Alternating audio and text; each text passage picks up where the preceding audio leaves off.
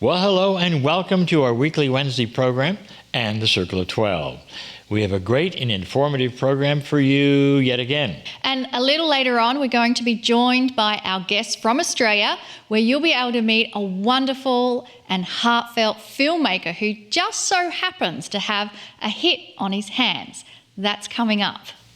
Tonight's weekly Wednesday program is offered for free on YouTube. So if you're watching this and you're not part of our current paid membership, you may want to consider joining. If you are one of our valued members, we have some news. Our Wednesday evenings, they're really changing. And you will be part of all of it with your current membership. You don't have to do anything but sit back and enjoy it.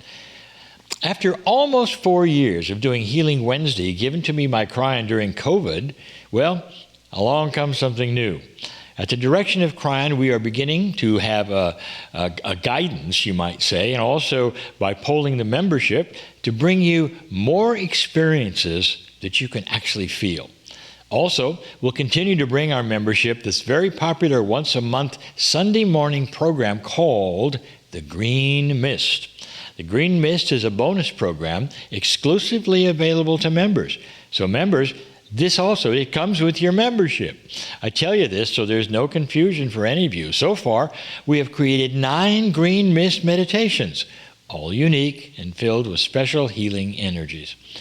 For you YouTube subscribers, if you're watching this and you'd like to see a free Green Mist program, free, you can experience this also. It's right here for you to see, KryonMasters.com/GM in lowercase. We feel the best part of your membership, talking to memberships here or anybody else who might want to join, listen to this. It's access to a portal where all of the replays of the past episodes exist of this program. Think of that for a moment. You get almost 200 of these programs in your portal. Wow. So even if you are brand new and joining, you get the entire library plus so much more. The portal is also a place where you can request prayers of help from our community. We've seen some amazing miracles as a result. We're going to even speak of one of those later in this program. But the best part of it all is that every week there is a beautiful soul family gathering, a wonderful reunion of old souls coming together with intent and purpose. And Kryon always knows who is here. This 90-minute weekly Wednesday program is totally unique, and our intention is to provide a place of solace and peace at this midweek time to move you out of the stress of life or the news of the day or the doomsayers around you. Let this be a time of rest, rejuvenation, and hope for you. If this is your first time seeing this program, you can check out all of the details of what's going on at this simple address, KryonMasters.com. For all of you joining us tonight, a sincere welcome to our Kryon Soul family. And what better way to begin our evening together than with using some affirmations? Affirmations can really be powerful when they're combined with your own belief, intent, and allowance. So let's create some magic together. Let's do these affirmations, and I invite you to feel as though these are your affirmations. Let's begin by slowing down our breathing. Focus on the area of your heart, your beautiful heart, which is filled with infinite intelligence, and the cells of your body are listening right now to what you say. Within me is an eternal light that is always shining. My inner luminosity reaches far beyond my physical form. I am connected with everyone, and the core essence of this connection is that we are all soul family. My true nature is grand and magnificent. I am so grateful for these blessings. Within me is an eternal light that is always shining. My inner luminosity, it reaches far beyond my physical form. I am connected with everyone, and the core essence of this connection is that we are all soul family. My true nature is grand and magnificent. I'm so grateful for these blessings. Within me is an eternal light that is always shining. My inner luminosity reaches far beyond my physical form. I am connected with everyone, and the core essence of this connection is that we are all soul family. My true nature is grand and magnificent.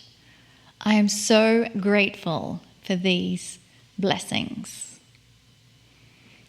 And as we keep that soft, gentle energy from saying these affirmations, I invite you to reflect upon how we can consciously create a haven of peace and relaxation.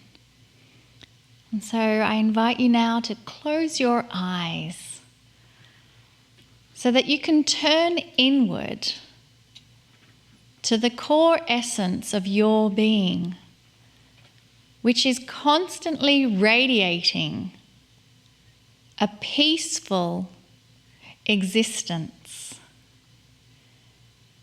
An existence that is peaceful because it is constantly connected with the Creator. And this connection with the Creator is always there. There is a love song from the Creator being broadcast to you 24/7. And it is simply a matter of tuning in to that radio station, to that frequency that emits light and love directly from your soul into the cells of your body. Will you give allowance to receive that broadcast coming to you? It's within you. It's all around you, for your soul is everywhere all at once. Your soul that had no beginning and no end. And your soul that is connected with everyone, this family. We speak of this family, for family is simply another word for home. And when you come to the core of your being, it is you returning to the energy of home. And so from this energy of home, let us now greet the beautiful magnetic master, Kryon. Is intuition from God? Greetings, dear ones. I'm Kryon of Magnetic Service. What a question this is. This month, and for the entire month, and all of the channelings this month, we're going to be talking about cosmic connections. What is it that you come in with on this planet that really truly is from God? That is from Spirit, from that creative source, if you wish to call it that. The idea that intuition is from God is a good idea. For there are many who feel it is, who have perhaps been saved by that which is their intuitive thought at the last minute. It's a complex answer, dear ones.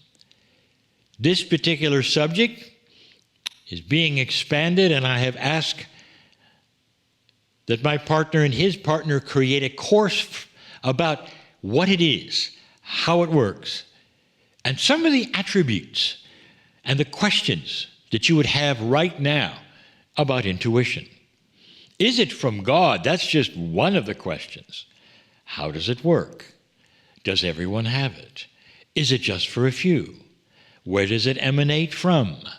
Is it from God? Or is it that which is intrinsically a human attribute and everyone has it? The answer to all of them is a complex one. Let's start at the beginning.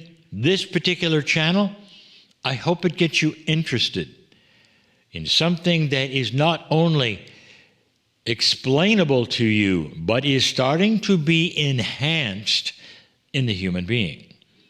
Now, that ought to get you interested because it starts to answer the very question, is it from God? Intuition is something that all human beings come in with. The answer, is it from God? Only part of it. Let us get to the crux of intuition as you have experienced it at the basic level that everyone has seen, everyone knows about, and let's see if there is a commonality to it. That commonality starts to open possibilities of what might actually be happening. So many of you are familiar with the mother and the infant child. Mothers all know of this, a connection that happens between the mother and the infant. And this particular connection allows the mother to sense if the infant is in trouble, no matter where the infant is, in the next room or in the next town. And the mother knows it. Science says this is because of some kind of meld, some kind of entanglement between the mother and the child. The science behind it, they have something in common, mitochondrial DNA. They are connected. They truly are, because that is the same DNA. There's something perhaps that you should know. Is it possible that DNA is the answer to where intuition is? The other one would even peg that idea even more. You would have two identical twins. Somehow, they sense the same kind of issues at the same time, even if they're a world apart. Instantly, they know something. What do they have in common? And the answer, yet again, is DNA. So you have the idea that those two instances, well, they create a sameness of DNA, so it's very, very explainable. But what about the rest of humanity? When you have that which is DNA, which is not related to anything, and yet you still have intuition. Now it gets more complicated. I'm going to give you a premise. It's one that is taught in this course that I've asked my partner and his partner to create. I'm going to give you an idea of something that no one expects. You have an antenna array built in to your body with literally trillions of antennas that can do one thing together. And the one thing that they can do together, which is remarkable, is they can sense the field. Let us describe yet again the field. This particular subject, even having books written about it, is a field of consciousness that surrounds all of you all the time. Consciousness is energy, dear ones. Therefore, this energy is sensible. You can sense this energy around you if you have that which is a sensor. Your DNA is the sensor. You can actually pick up things in the field from this magnificent array that you have of DNA receptors. What has science discovered about arrays? Whether they're multiple processors or they're multiple antennas sensing certain kinds of things in the cosmos, they have discovered that if you have an array that would be put together as one source, eventually you get more from it than one item. So 1 trillion antennas are better than one, and you have it as you walk around. What I'm telling you is that the human being is built to sense things around them from the field. That's in your DNA. That's the sensor. Now that's the news I wanted to tell you, that every human being has that. What about the time, perhaps, that you almost were in an accident? Something spoke to slow down or stop or not move at the light or something, and then you realize later that you had missed an accident only by a moment or so, or a fraction of a second or so. And something said, stop. And something said, not now. Let me ask you, do you think that was an angel in your corner telling you that? Or was there something else? I will tell you, it's built in. There was something else. It's a kind of intuition which through those antennas senses that which is immediate before you, and it's survival intuition. All humans have that. If you're in tune even a little with that which is yourself, you can expect that kind of intuition. Is it from God? Dear ones, I'm going to tell you something. Not yet. Not really. This comes with the human package and is part of everything that you are and can sense. Now let's get a little more specific. Let's say that your DNA sensing the field is like a car. Let's say that every human being has that car and you drive around on the roads of life, but you drive around in a dense fog. You're feeling your way, you might say. And so you're discovering what street to turn left on, what street to turn right on. And all of this comes from sensing the field. You know there's a road. You know something is happening. You drive left, you drive right. But occasionally, with a survival instinct, your headlights come on. They weren't on before. And the mist goes away, and bang, you can see everything in a vivid way. The truck that is coming, the accident that is almost there, something you need to do immediately and obviously, and you do it, and the lights go off. That is intuition. Just a moment or two where the lights are turned on in that car you're in. And in that moment or two, you see something that may save your life. A mother and a child, well, they have their lights on all the time. They're connected with their DNA. The twins, they have their lights on all the time between them. They know what they're thinking. That's that DNA. For you, as the human being that's not connected, you still are. Every single human being is connected to the field in this way. Have you ever had a gut feeling about something? This is it. It's another kind of intuition, you might think. But you are sensing the field. Have you ever walked into a room where there was just an argument and you know something is different? You are sensing the energy of the argument. That's the field. Every single human has it. Turn the page.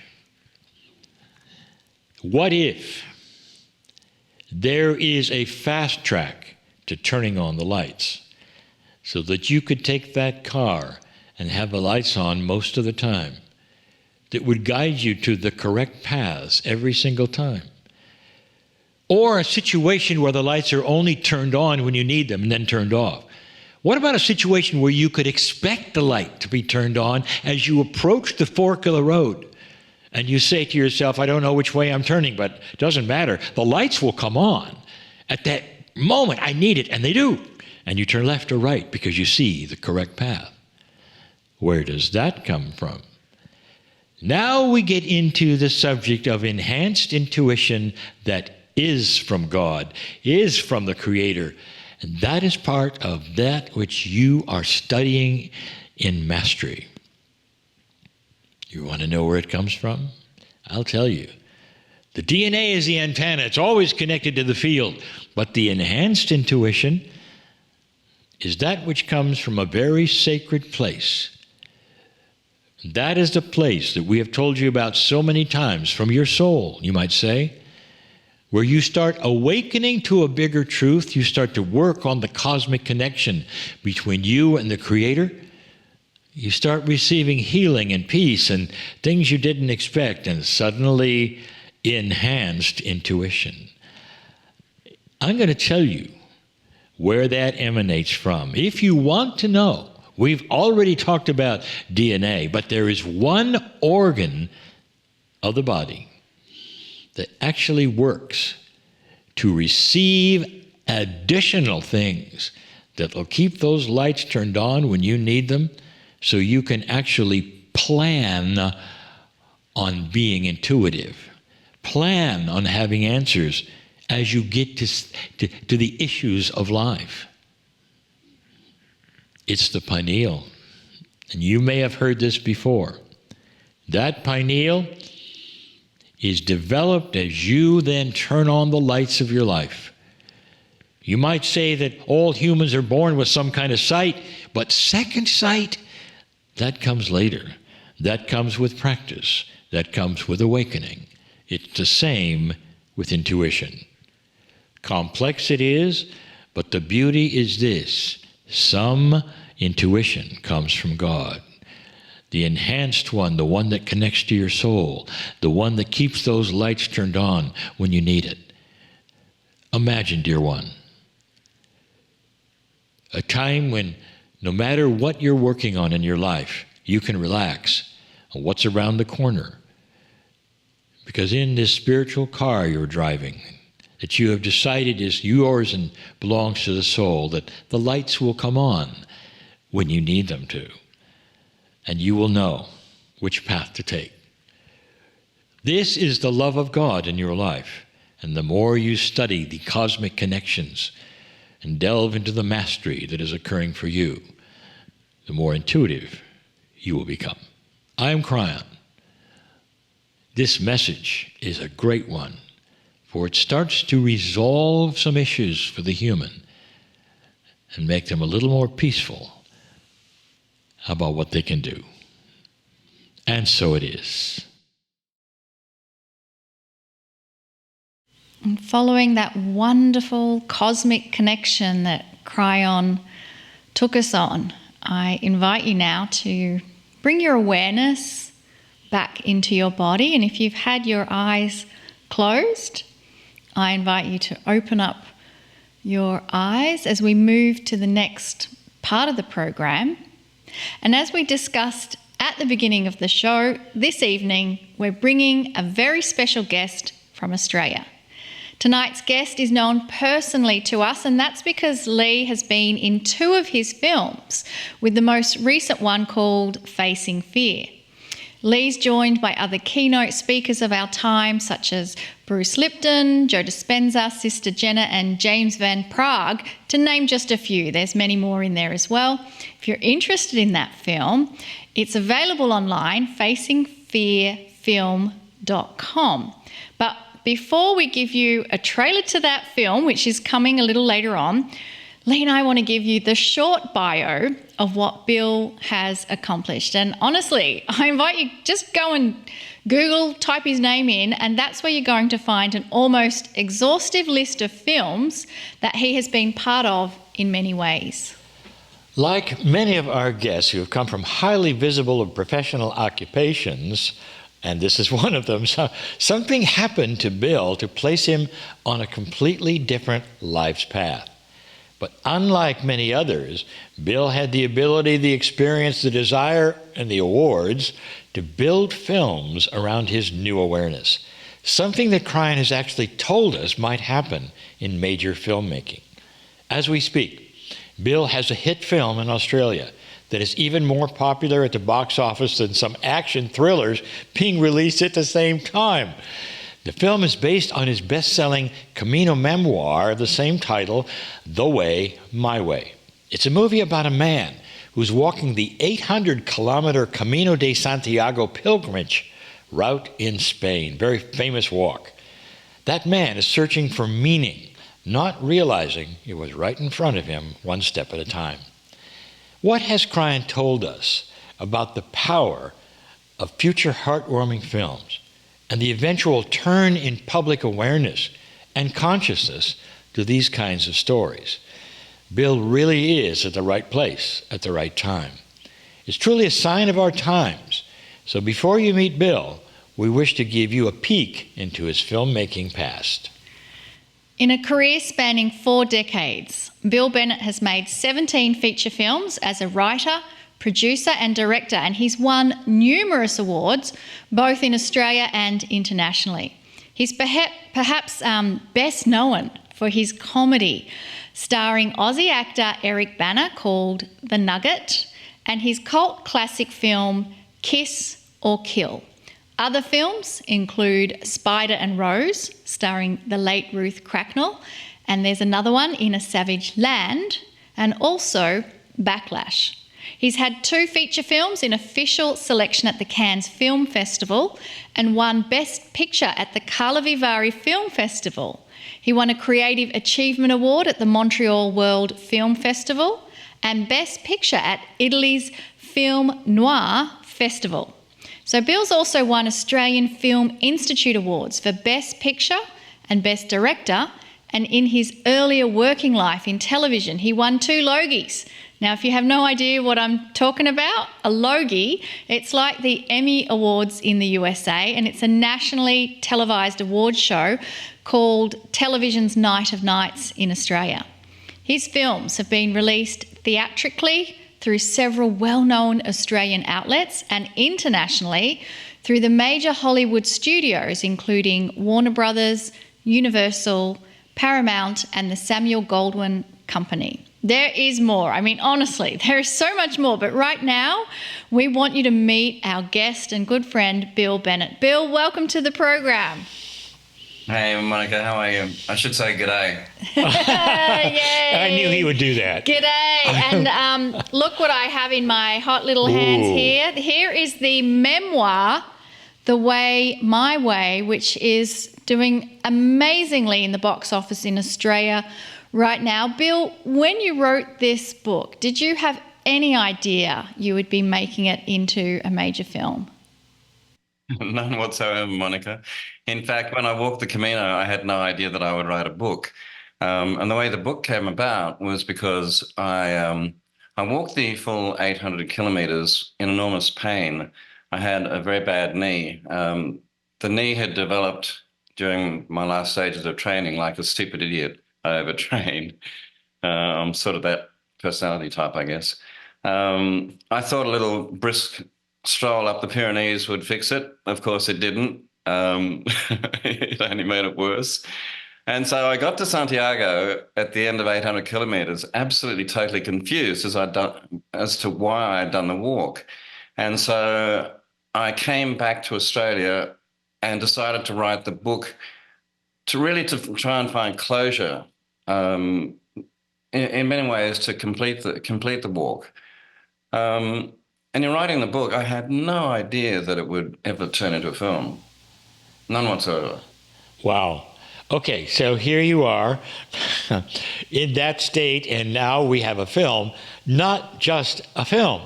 I happen to know that you're on your way to someplace else, and you've come from someplace else, and you're very much in demand from the media right now in interviews because of what's happened here. You have a hit film, Bill. How does that feel? Well, Lee, I tell you what, it's the first time this has ever happened. I mean, I've had some films that have done well creatively. I've had some films that have done moderately well commercially. This is the first time that I've had a film that's gone like nuts. And I think, what you said about Kryon before, I think that there's a real element of that involved in this. To a certain extent, it is the right film at the right time. But what I'm finding in the reaction of the audience is that they are hungering for movies like this, which give them inspiration, which give them hope, which encourage them to take on things that they wouldn't ordinarily take on. And I think that there's a real zeitgeist at the moment for something like this. I mean, the interest in the Camino, this is a pilgrimage. A religious pilgrimage. The interest in the Camino is extraordinary. I've been doing Q&As, and I introduce the film, and I get out in front, and one of the first things I say is, hands up, who's walked the Camino? Well, initially, in the first Q&As, about 70 or 80% of the people put their hand up, which meant that the film was appealing to the Camino audience. That's okay. And then I'd ask the second question. Hands up those who want to walk the Camino. And almost the entire audience would put their hands up. Now, this is a film that in its initial Q&As was playing to audiences of 500, 700, 800 people, big cinemas. Interestingly, about 3 weeks later, I'm still doing Q&As, and I ask, hands up those who have walked the Camino. Only about 10% of the audience is putting their hands up. And I ask, hands up those who want to walk the Camino. Once again, everybody puts their hands up. What that tells me is that the film has shifted from appealing to initially Camino people now to the general public. And that speaks something, I think, about, certainly about word of mouth of the film, but also I think about the interest there is in walking a pilgrimage route, which is extraordinary. What I'd like to do right now, and I know I have your permission, is so everybody will know what we're talking about. We have a 2 minute and 30-second trailer, and we're going to play it so everybody knows what we're talking about right now. It all started on that holiday in Spain. The pilgrims. Pilgrims? Hey. Need a lift, mate? No, I'm in training. Training? Yeah, I'm going to walk the Camino de Santiago. That's an 800-kilometre pilgrim's walk in Spain. I am hoping that after this Camino, I won't have to apologise for you anymore. Are you Bill? Yeah, I'm Balazs. Well, nice to meet you. Here comes Leslie, yeah. Hi. Oh, no, don't hug. I'm Rosa. Rosa. Home for the night? They have a turn-down service? That's a joke. Do you sleep well? No, there was someone snoring. Farting. That's disgusting. Ce n'est pas la bonne route. Ah, bonjour, madame. Bonjour, monsieur. Somewhere along the way. I don't know why I'm doing this walk. I want to let the walk give me the answer. Hope you find what you're looking for. Somewhere along the way.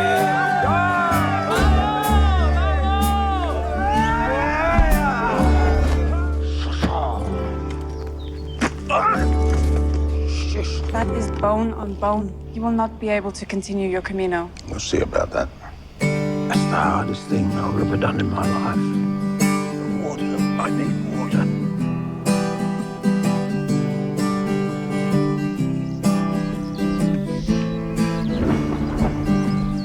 I see this walk as an 800-kilometre long cathedral. This is the Camino. Miracles happen all the time.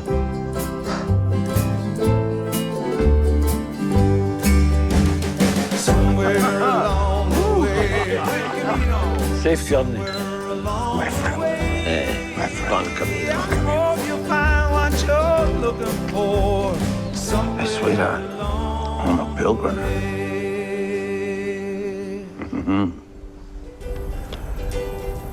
Somewhere along the way. Somewhere along the way. I hope you find what you're looking for. So I have a confession to make. I think I watched that trailer about 20 times, Bill. It was so intriguing to me, everything that you are achieving and conveying with this film about your journey. You didn't even know why you were doing it. You just knew you had to do it. So my next question is, how are audiences outside of Australia and New Zealand able to watch the film? Really good question, Monika. We're working on a release in North America for September, October this year, and hopefully in Europe roughly the same time as well.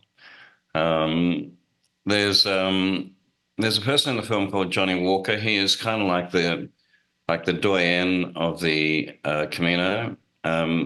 He's walked 57 Caminos.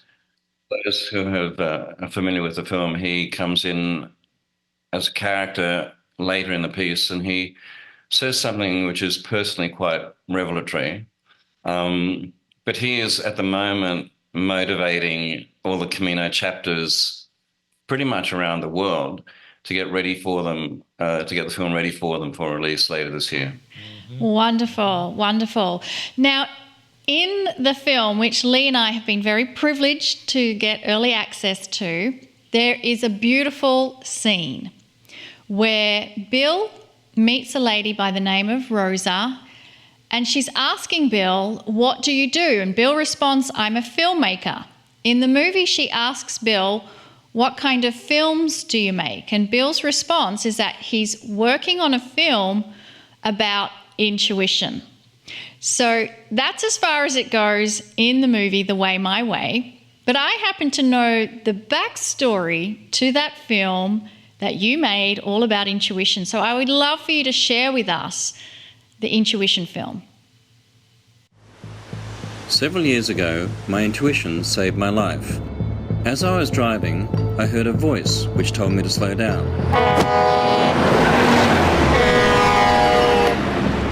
If I hadn't listened to that voice, I would have been killed. I began to wonder, what was that voice? Where did it come from? And why did it save my life? Over the next several years, I traveled the globe trying to find answers to my questions. I sought out sadhus and saints, mystics and physicists, and some of the world's leading experts on intuition. You hear that voice, everybody hears that voice. Where do you think that comes from? That's your survival intuition trying to help you survive. The voice that you had could have been many things. Number one, it could be your own intuition, your own soul. At some level, you might say we're being taken care of. In making this film, I discovered something quite extraordinary, that we each have an innate system that tries to protect us and guide us through life. It's like the soul's GPS. I called it our PGS, our personal guidance system. Intuition is a guidance system. It's your best friend you'll ever have. It's your inner voice, and you need to consult it on everything. It seems to me that the soul comes in with a purpose. The purpose of intuition is guiding us to our purpose. When you're guided with that GPS, that grace happens. When grace happens, it means now life is not in pieces, life is in peace. We are born knowing that we are inherently on a journey of creation, that is what we're doing here, that our thoughts create form, that our soul is on this path of creation. We are born knowing that, which is why we are so terrified to make a choice. Our intuition tries to guide us in our choices. But how do we tap into it? In this film, I'll take you through the process in 5 stages. Stop, listen, ask, trust, follow. I went on a journey to find the voice that saved my life. That journey took me to the furthermost corners of the planet and to the innermost depths of my soul. Making this film changed my life. Watching it could change yours.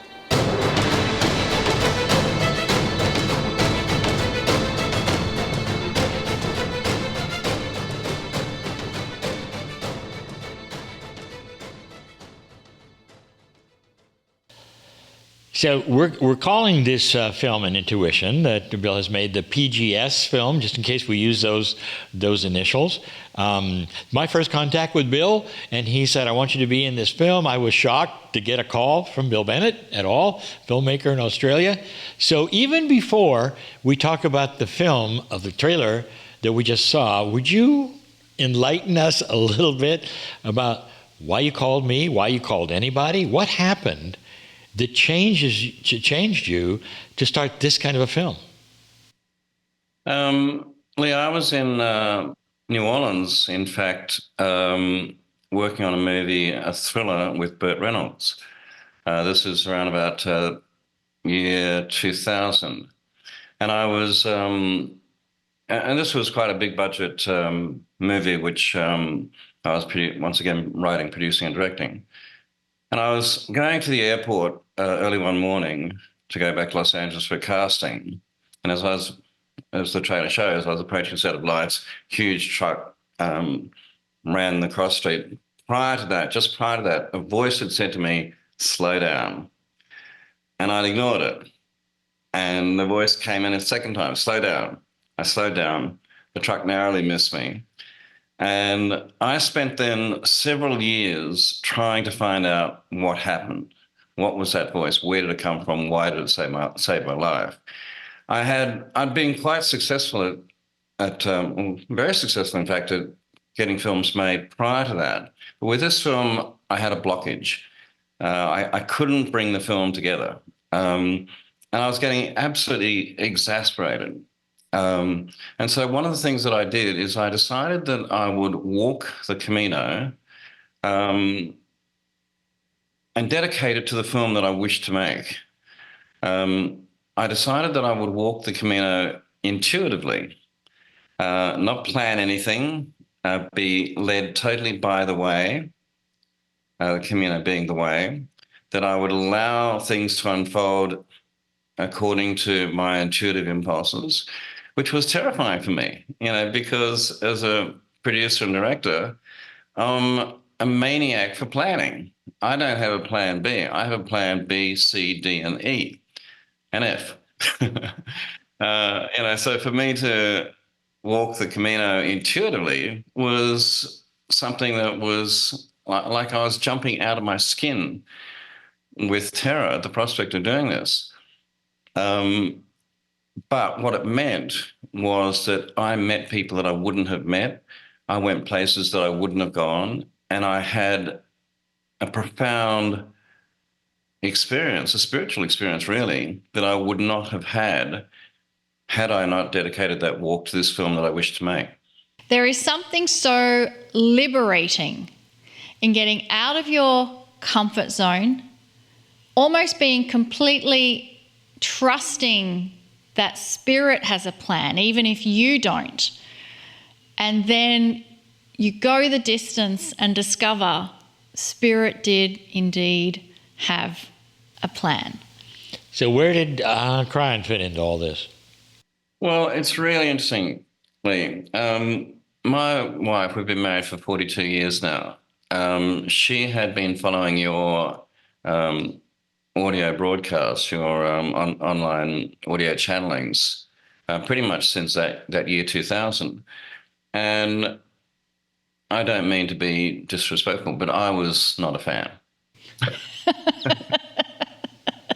I would come in to the kitchen of an evening, and she would be playing these audio things, and here you are in full Kryon mode, right, with the voice and with the slight sort of echo. I mean, I'm into audio as well. I know the gimmicks, the sort of amplitude and slight stadium kind of feel to the thing, and I go, turn that crap off.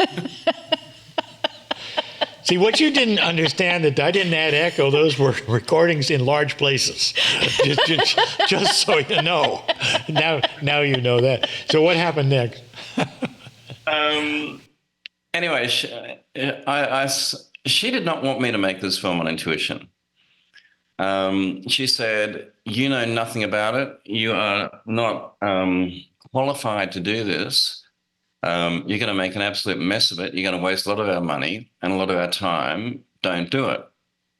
Well, just like I had a compulsion to walk the Camino, I had a compulsion to make this film. And I really did want to find out what on earth that voice was. Cut to, pretty much, I think probably about 8 or 9 years later, I walk into the kitchen, I say, Jennifer, we're going to Ayers Rock, we're going to meet Lee Carroll. And she went, what? And I said, yeah, I'm doing this intuition film, and he knows a lot about intuition, and we're going to go. And she said, well, I don't want to go. I don't want to spend the money because I know everything there is to know about Lee Carroll. And I said, Jennifer, we've got to go. And Lee, I don't know whether you know the backstory of this, but I have been trying to going through all the correct channels to get an interview with you for quite some time. And I've been knocked back.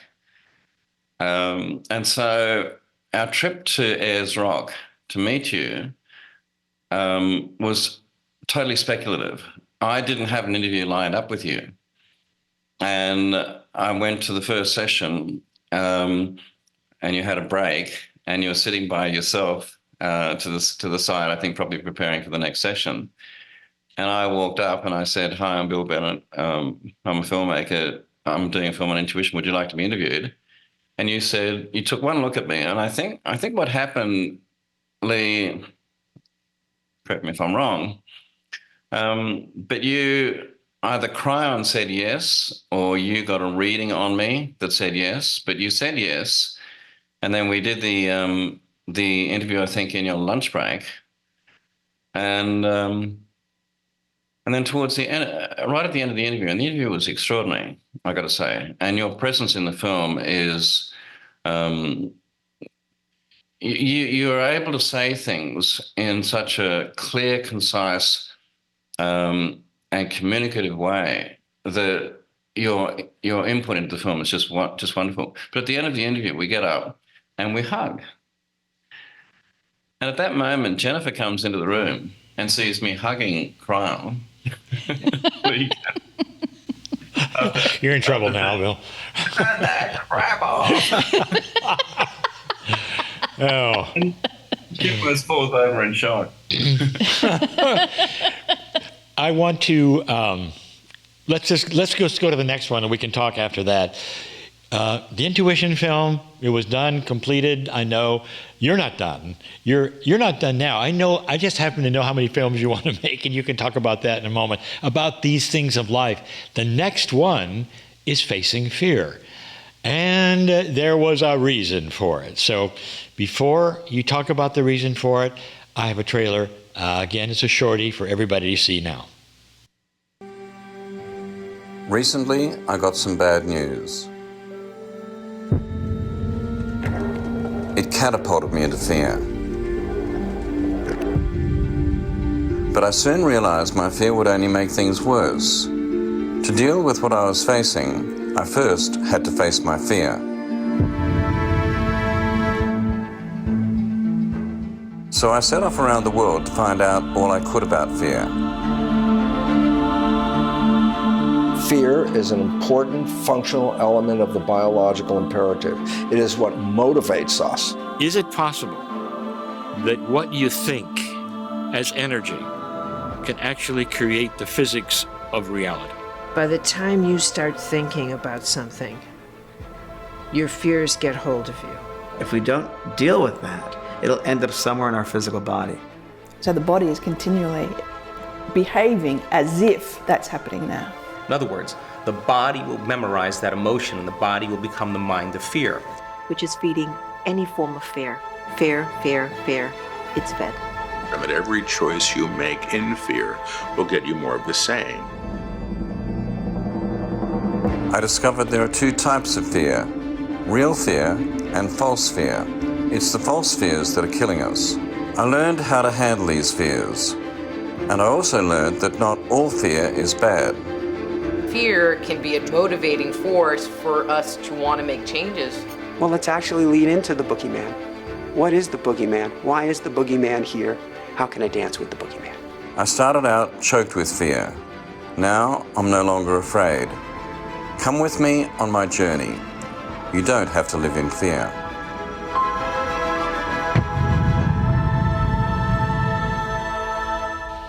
Okay, facing fear is very personal for you. This wasn't just a subject you wanted to cover. There was a reason. You want to tell us why?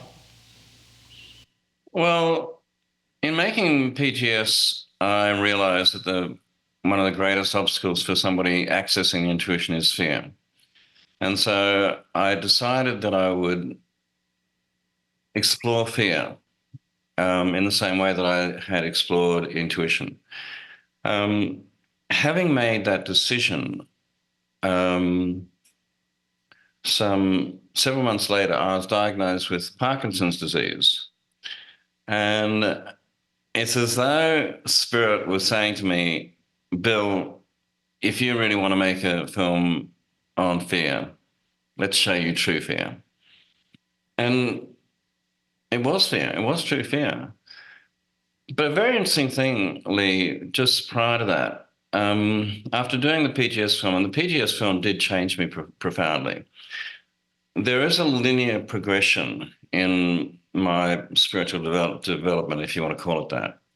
The first is deciding to walk the Camino, which opened me up to possibilities, which led to the making of PGS. And by the way, I had spent, prior to walking the Camino, I'd spent 7-8 years trying to get that film made. within 12 months of walking the Camino, we were in production on PGS. PGS then led to fear. But while I was, and here's the thing, after PGS, I started to meditate. And in a deep meditation, I asked my angels, my archangels, my spirit guides, my masters, to bring forth that which would accelerate my spiritual growth. It wasn't that long after that I was diagnosed with Parkinson's disease. So this film that had started off kind of as a conceptual piece suddenly became very personal. Yeah, I'll say. Yeah, facing fear. And so you have interviewed many different walks of life on fear that come at it from a very different perspective. So having done the film, interviewed those people and walked through your own fears, what is your new perception on fear? Monika, the very strange thing is that now, having completed the film, I am largely free of fear. And that's both a good thing and a bad thing. Let's talk about the bad thing. In being free of fear, I have found, strangely, that my emotions have become flattened. I was at a footy match. I'm a strong supporter of a team called the Sydney Swans, which is Australian football. And I went to a game with my son in Adelaide. It's the first time I've been to a game at an oval for quite some time. And we're playing a very competitive side. And I discovered something really quite interesting, that I was clapping the other side when they got a goal and won. Equally, I was clapping my side as well when that happened. But I didn't experience the highs and the lows that I had in the past, because in largely ridding myself of fear, I have rid myself of the attachment, which is a very, very strange place to be, because I don't get angry when I'm driving anymore. You know, if somebody cut me off or did something horrible on the road, and, you know, or booped their horn at me or something, I would flare. I don't do that anymore. What I do now is I go into that person and I go, maybe your boss screamed at you that morning, or maybe your wife or husband is leaving you and you're agitated, you know. So it's a very, very strange thing. But the big thing that I've learned in making the film, and I think this is one of the reasons why I have let go of fear, is that I have discovered that, and I say this in the film, that fear is a function of loss and a construct of time. Now, in saying that, what I mean is that fear lives in the past through history, through your personal history, and it lives in the future through anticipation, based largely on your personal history, but it doesn't live right now. So if you can get to a place where you disassociate yourself from time, in other words, you don't worry about what's happened in the past, you don't worry about what's going to happen in the future, you can largely live without fear. Now, but here's the big thing that I learned, and that is that I have yet to find a fear that's not based in some form on loss. So if you can rid yourself of the fear of loss, of whatever loss that might be, it might be loss of respect, it might be loss of your money, it might be loss of a relationship, it might be loss of life, which of course is one of the big ones. If you can find a place where you are no longer tied to that attachment, whatever it is. See, I no longer fear death. I no longer fear loss of reputation or status. I no longer fear loss of abundance, these things. When you get to that point, you get to this point of extraordinary freedom, which is where I'm at right now. And that's probably what has allowed me to make the way my way in the manner that I have, because I've got to this point of understanding, I think, that in the end, none of it really matters. I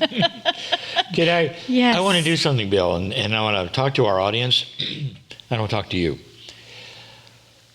Before we talk about the next film that I know you're making, because I'm in it too, and what I want to tell you is this, is that without prompting, without knowing anything more than a busy guy knows, Bill has just given 3 of the attributes of mastery that Kryon says we are learning, that is available to us.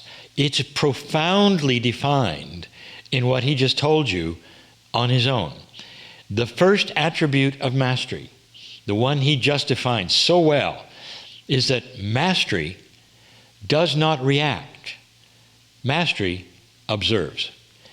And that explains everything that happened to him in what he calls the footy match, which is a football game. It also explains not getting angry at the person who cut you off. So many of us are experiencing this very attribute. So congratulations, my friend, on being so current on the teachings and what's going on the planet right now. Now, I'm going to ask you, what's the next film, and give me the lineage of what you want to do in films as well. I'm calling this series that I'm working on, I'm calling them my journey films, because each is a personal exploration of, I think, I call them behavioral columns of life. So there's intuition, there's fear. I'm currently working on the 3rd one on hope, which Lee had given a fantastic interview on.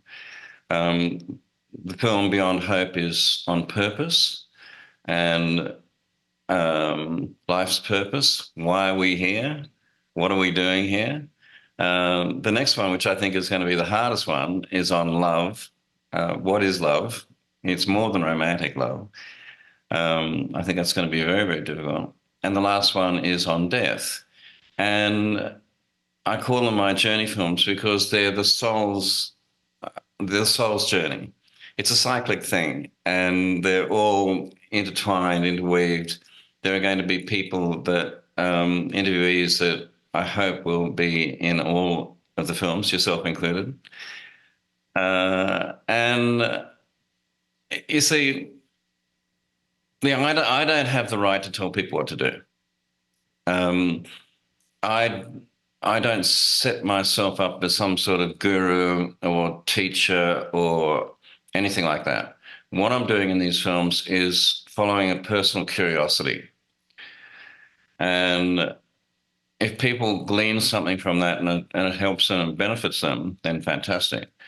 But I'm not telling people what to do. This is not proselytizing. This is curiosity, really. I think that is the hallmark of a light worker, an old soul, a spiritual seeker, is this curiosity. Because once you have the curiosity and you start exploring the questions, is there more? Am I missing something? Show me what there is. That's when the answers start coming. And Bill, I just want to commend you on having the courage to put all of your curiosities into filmmaking so that it can reach others who would probably never listen to a Kryon channel. And Lee and I, we understand that we have so many different ways. We are on an awakening planet where we are being reached by messages exactly how we need to be reached. And if I can just interject this, there is a little bit of reading for a future. That it either has already happened or it will. And this is what Kryon has talked about, is that because of your commercial success on this film in Australia and going into North America, you will be offered another mainstream film. And in that, I think that you can bring this beautiful new awakened energy into whatever part you play in the making of that film. That's coming too. Just be ready for it if it isn't already known to you. Lee, it's really interesting because I have always tried to put some meaning and some depth into all of the work that I've done. But prior to doing PGS, I had been doing thrillers, romantic comedies, these sort of films.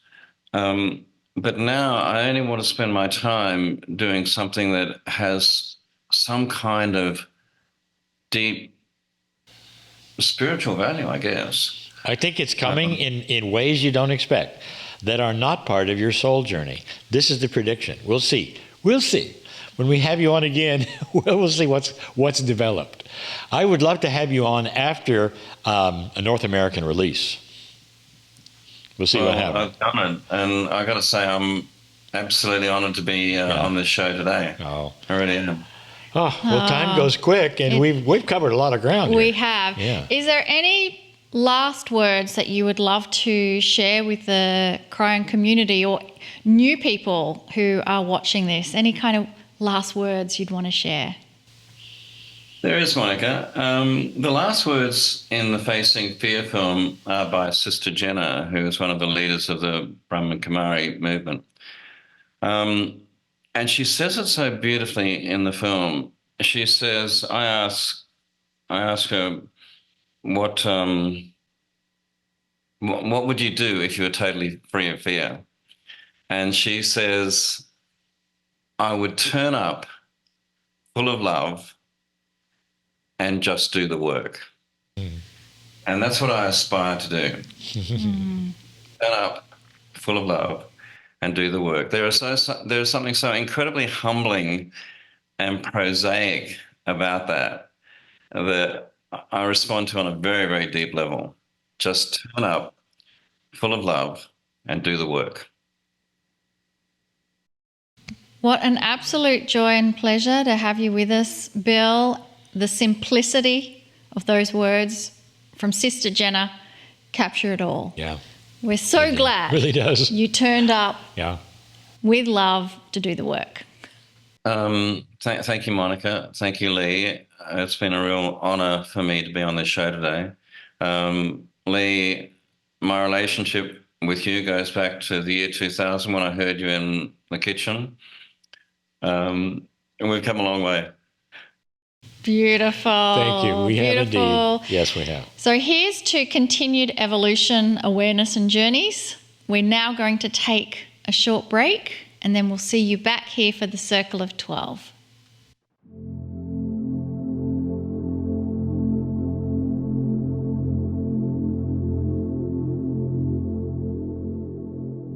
Welcome, everybody, from the break. Thank you, Bill Bennett, so much for being on our program.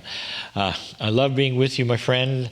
I love what you have to say. It's just a remarkable story that you have. And I think it's really right place at right time now because we have an awakening population that I think is going to start demanding the kinds of films that Bill and others like Bill are putting together. Yep. Yeah. So I have a question for our viewers. Feel free to put it into the chat. I would love to know if you're enjoying the new guests on our show and the different kinds of experiences we've been incorporating. So I truly hope so because all these changes have been instigated by Kryon. And we know that between Kryon and our guests, you're going to be blessed every single week. Some of you have noticed that Monika and I are beginning to present more live and in-person programs around the United States and Canada. Now, these are programs that are not live streamed. They have no video replays. They're just in-person shows like the old days, with the great energy of Kryon brought to a certain city. Basically, our live seminars and conferences are happening more often, and we'd love to see you in person again. Perhaps you'd like to attend one. If you're interested in seeing where we're going to be, hopefully near you, that information is very easy to find. Just go to KryonMasters.com, look for the pull-down menu labeled Events. Easy. It'll bring you right to a page, and that's where we're going to be. So, for now, let's continue what we call Miracle Moments, one of our favorite sections of the program. So this week's miracle moment, it comes from Rosemary. And Rosemary says, I had asked for prayer regarding my upcoming cataract surgery. The surgery was scheduled for early morning, and due to other health issues, there are medications I should take in the morning which I would not be able to take. So I prayed for calmness and for no issues to arise from not taking my meds. When I checked in for surgery, my blood pressure was normal. My stomach issues did not act up and I was calm. There was a lot of joking and laughing prior to actual surgery. And even though the surgery was more extensive than the doctor had previously thought, it went smoothly with no pain, no anxiety, and I was released earlier than expected. The days following surgery were smooth and healing occurred quicker than expected. I took the time to allow my body to rest and recover, and I was elated with joy then and now. A miracle for sure. I love that, Rosemary. What an inspiration. How inspiring. And I really loved that you had joy and laughter before the surgery. It's almost like you're preparing the cells to receive something that will bring you so much joy. And I'm sure now that you've got that new sight, that new vision, it opens up a whole new world for you. So let's now use the energy of all of us who have used our intuition to be here, connecting tonight, and with that intuition, there is a power within you that is far greater than you, just like the affirmations said as we began the evening. Your luminosity extends out to the vast realm of the universe. And so let's harness that collective power that we generate to send energy to those who are requesting prayers of help. And so I invite you to close your eyes and allow your breathing to become a little more slow, more rhythmic, focusing on the area of your heart.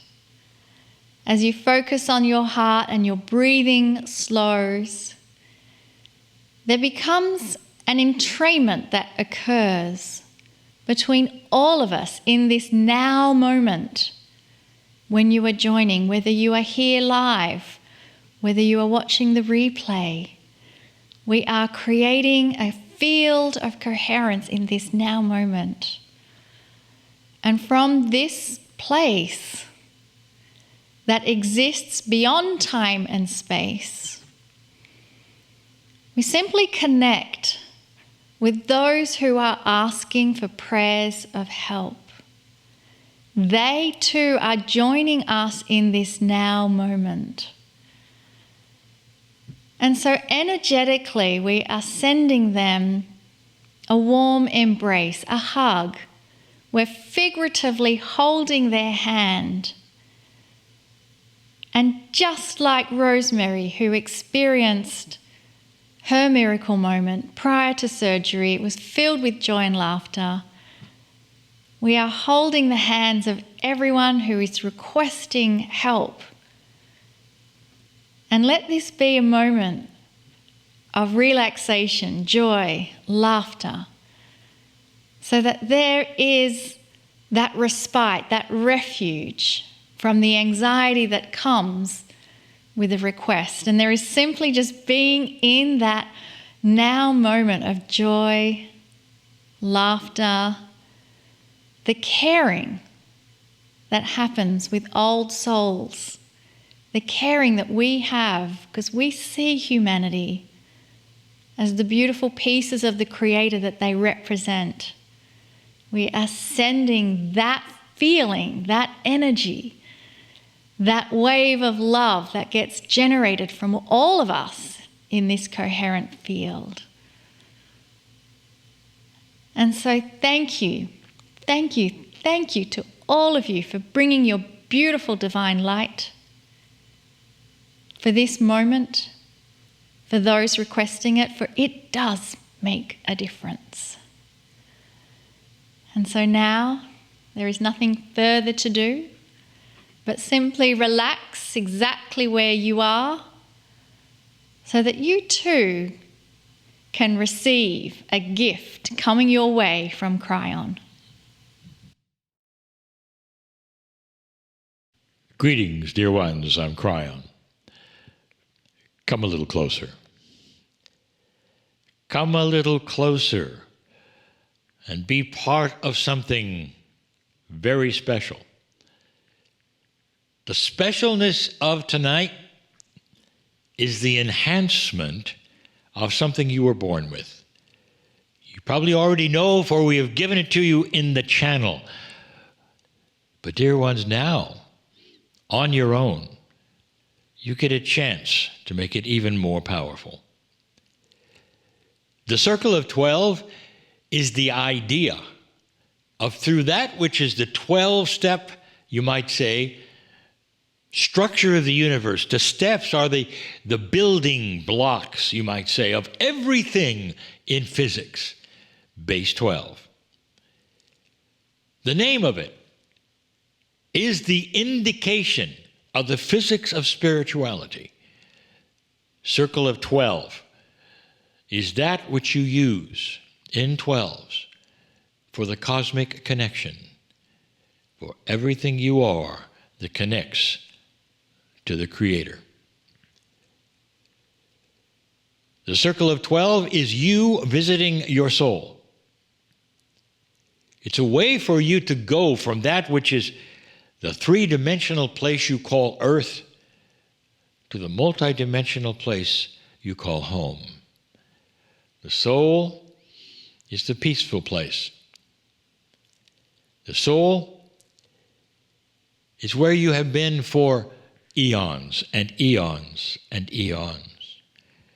This beautiful, creative source, the source of love, compassion, kindness, all that is in oneness, that is the Creator who made your soul.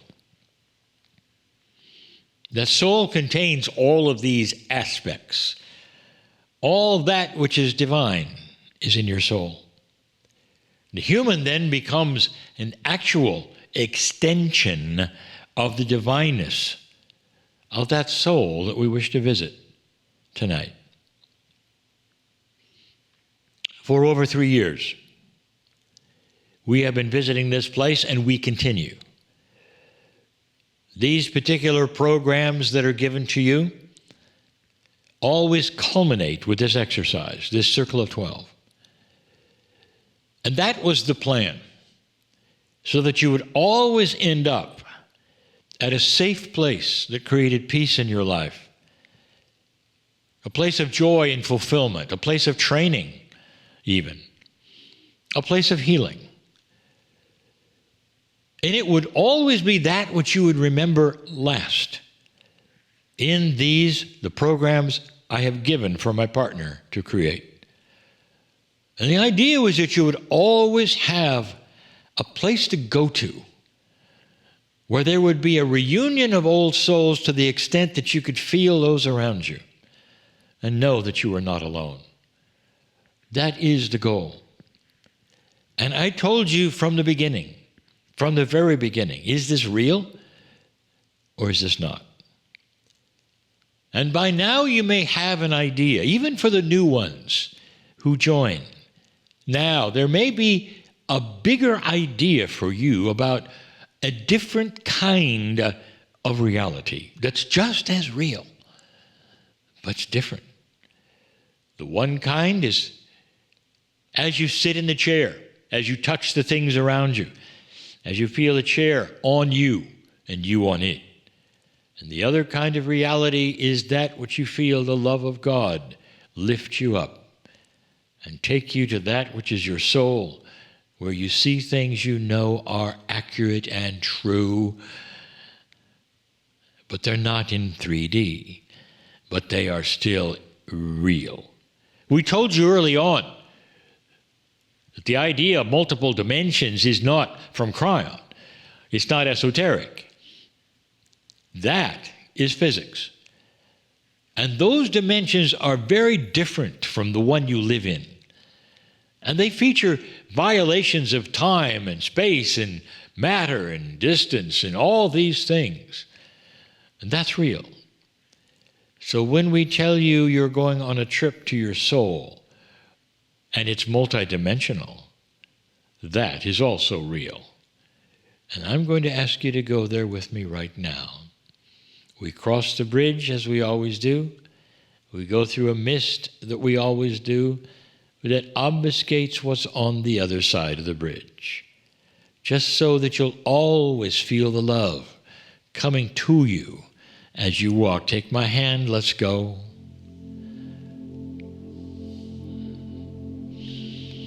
This is my favorite part. Is this real or not? Is this real or not? And for those of you who are starting to understand that you are a multidimensional being, it's just another kind of reality. You walk across the bridge, perhaps in your mind, or for real, through that mist and onto or into the area that is your soul. You're only exposed to that which you can feel and know as a human. The rest of it is still obfuscated. It's not what you should see, not now, not when you're human on the planet. That is reserved for when you're not here. That's reserved for the party that you have in the 3 days when you go home. And it comes, and it will come. It always does. But for now, you are visiting home before you return back to earth. And as you visit this magic place, anything is possible. You meet angels. You meet soul groups. You meet those who have passed on and are still here. And they talk to you, and they smile at you.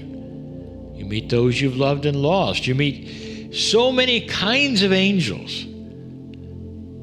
You're going to meet a team tonight. I want you to go through that familiar door that you always go through. But there is no theater. You walk into amazing space. This is a healing room that has your name on it. It's a room where you have things transpire that are transformative. It's a room where you get changed, not just healed, where things are implanted into you because you ask for them, such as enhancements of life. Perhaps you've been here before. Perhaps. What does it look like? There is a table or a chair, whatever you want to imagine, in a place that is so beautiful. There's lights around you don't expect for a clinic, for instance. It's not even sterile. It's beautiful. There's plants and lights. It's lovely. And there is that chair, that table, if you wish, that you are going to sit on or lie on. Almost like, for instance, you're going to have a massage. But instead of the massage, dear ones, you are about to get an enhancement if you have that which is permission, allowance to have it.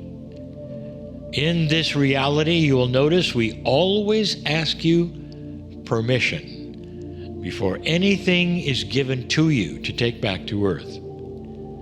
But this soul of yours is where everything exists, including all of that which you call magic. Magic is simply unknown physics, dear ones.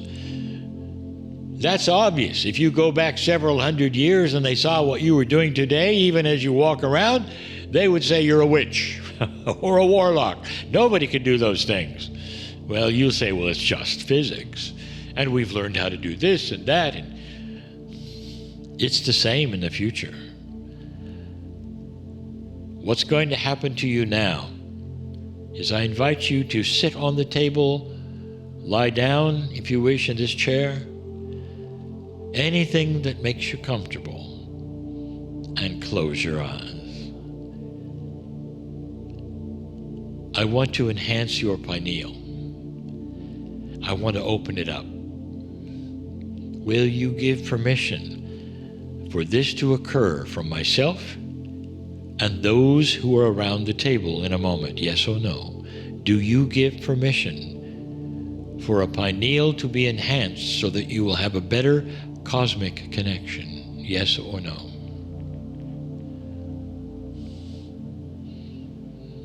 Then let it begin. That's why you came. Is this real or not? I want you to lay here on this table, this figuratively beautiful place. Perhaps it's simply a chair. And there are those who are going to come and stand around you. Angelic each one. Keep your eyes closed. Envision, if you wish, that they are touching gently your body. All around you, fingertips, as you hold very still, will be placed upon you. Placed on your forehead, on your hands, on the tips of your toes, on your abdomen, on your legs.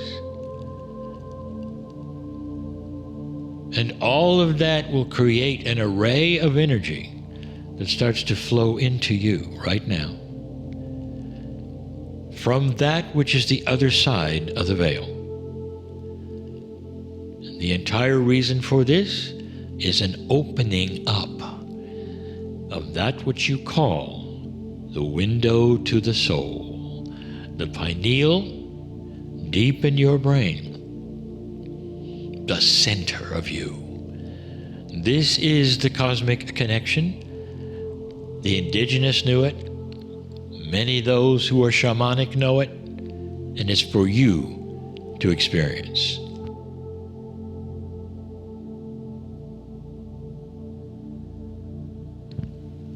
How does this feel?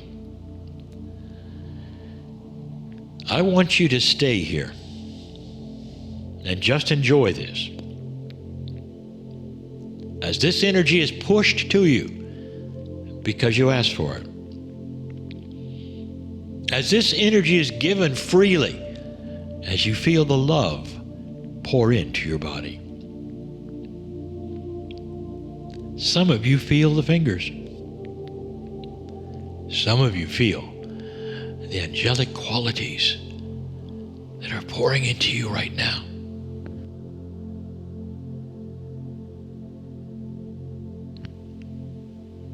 When you awaken, when you decide to come back, I want you to expect it to be different.